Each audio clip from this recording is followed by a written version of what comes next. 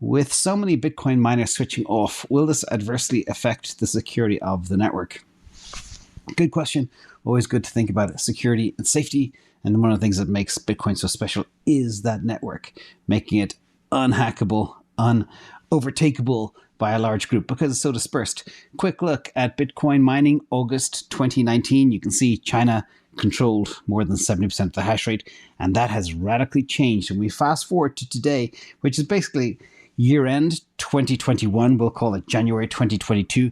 You can see the big difference between 2019 and 2022 is USA, Australia, Germany, Ukraine, all ramping up in the mining hash rate. It's also got much more dispersed, and there are people mining all over the world, and that's what makes it very, very secure. But Bitcoin mining is a self-regulating mechanism, and what it does, depending on the time, it will adjust its difficulty.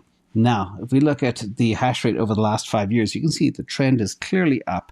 There's a big divot there in the middle that happened around May, June 2021, that big dip. But other than that, the direction is up and to the right. That dip was because of the China mining ban and exodus. But you can see it's kind of, people are turning back on their machines somewhere in China and places where the government cannot spy on them very well. So far, that may come. If we look closely at what's happened, and probably what is bringing you about some concern is this here from Glassnode.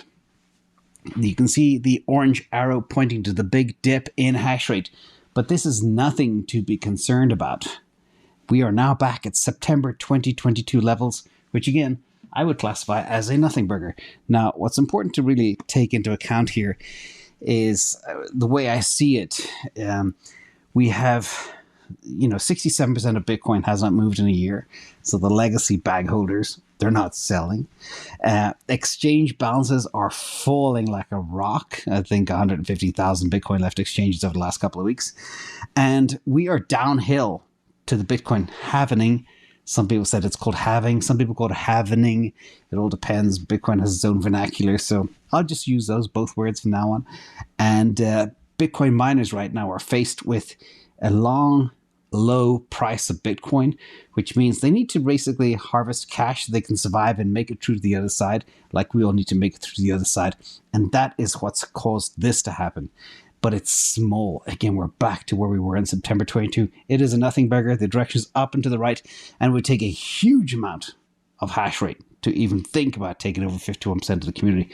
Now, the other thing as well, crypto Twitter has reached peak bearish sentiment, which means it typically, historically means the next bull run has begun. But this time, what will be different this time is the fact that there'll be, when we get to the halving, there'll be less Bitcoin available and there'll be exponential demand. So again, we just need to get to the other side. The next 500 days will be a lot of fun. That is guaranteed. But don't worry about the hash rate. It's a minor blip, and once the price goes above 20K, a lot of those machines will be turned back on. That'll happen pretty soon.